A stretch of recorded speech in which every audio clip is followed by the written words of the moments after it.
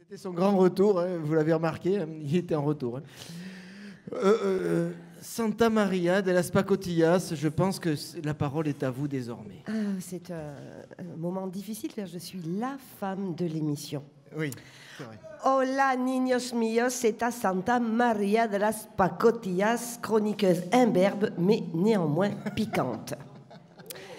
Ma contribution au thème du festival Sortir des dominations se fera en abordant le sujet par un versant insolite, le ventre de l'homme. Car oui, l'homme prend du bide. Et c'est un problème, puisque c'est ainsi qu'il perd de vue son robinet. Or, l'homme qui s'arrose les pieds est dominé par un seul appétit. Il s'empiffre, il se goinfre, au total il enfle et creuse le trou de la sécu et de la couche d'ozone en accusant les vieux et les vaches de péter à sa place. Alors si encore l'homme privilégiait l'endive au lieu de l'andouille et les cives plutôt que les nouilles, il éviterait de manger trop vite les pissenlits par la racine. Mais non, non, non, il baffre industriel, il picole frelaté, il est l'esclave de sa brioche. Alors, comme je ne peux pas te rallonger les bras, hein, excuse-moi, je n'ai pas ce pouvoir, je vais te faire découvrir ce que tu malbouffes et tu vas me suivre pour cela dans les coulisses de la cuisine industrielle où tu vas me suivre guidé par le souvenir de feu ton zigouigoui. Recette de la tarte à la cerise de la célèbre Bonne Maman, chronique bourrative.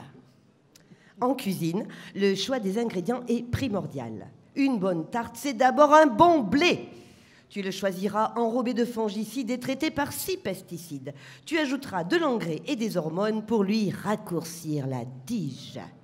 À l'hectare, compte 240 kg d'azote, 100 kg de phosphore et autant de potassium. Soyons larges. Après récolte, tu n'oublieras pas le tétrachlorure de carbone et le bisulfide en fumigation. Puis, comme il est un peu crado, tu lui laveras le troufignon, attention, ça se corse, au chlorpyrifosméthyle. Parfaitement.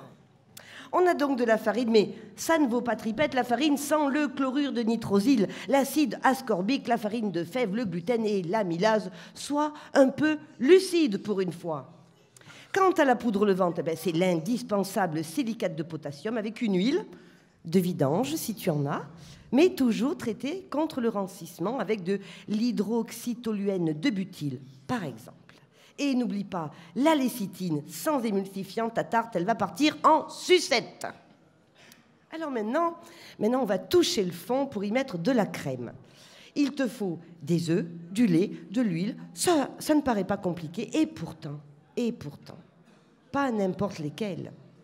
La poule, par exemple, a pour vocation de vivre dans une cage où son cul sera fermement soutenu pour en récolter tous les fruits. D'où cette expression propre aux amateurs de fellation, elle a la bouche en cul de poule. Et elle a aussi le cul en bouche de poule, ça peut marcher.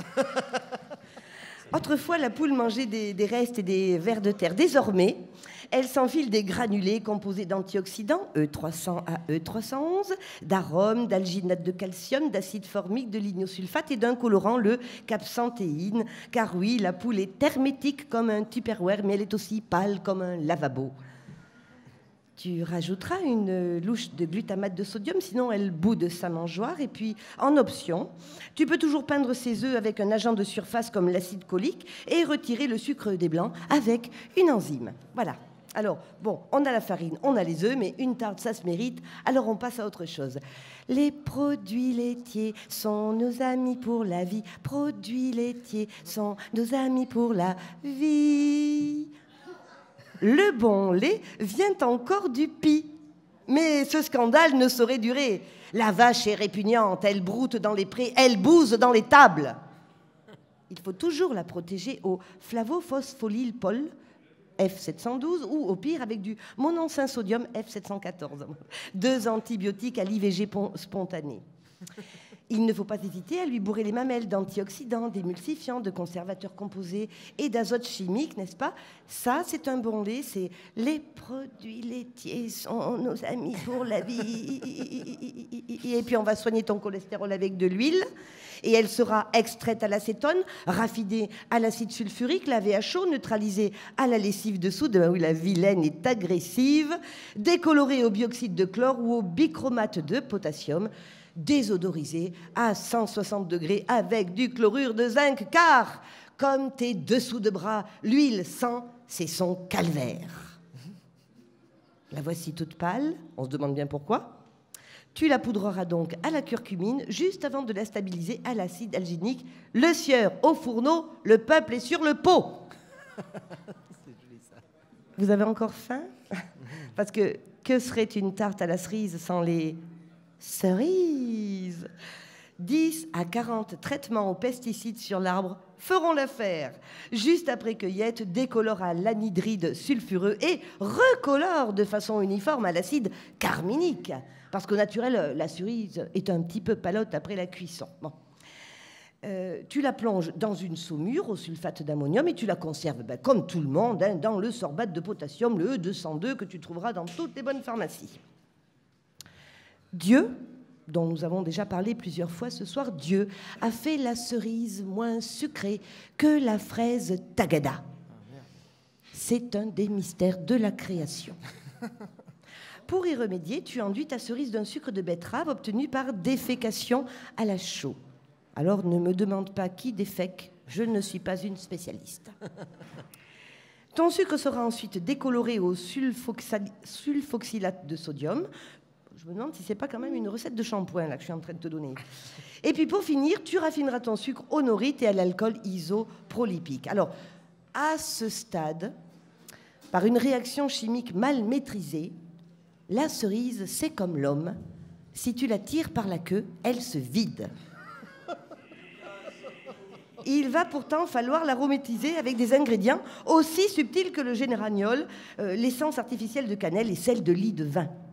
Mais tu as là quand même une jolie tarte ronde et croustillante. Et juste avant de la servir, hein, on ne va pas lésiner, tu la passes un petit coup au lasure anthraquinonique. Et ça, c'est la touche finale.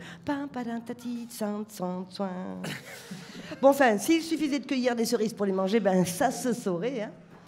Mais il y a eu une époque où on avait des vraies bonnes mamans, tu sais, des pas commodes, avec un caractère entier, comme le lait, et puis qui débordaient, tout pareil.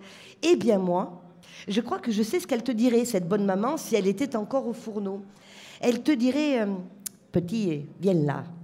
Et écoute-moi, hein, si tu touches encore une fois cette tarte, je te claque le beignet. Bravo, c'était Santa Maria de las Pacotillas.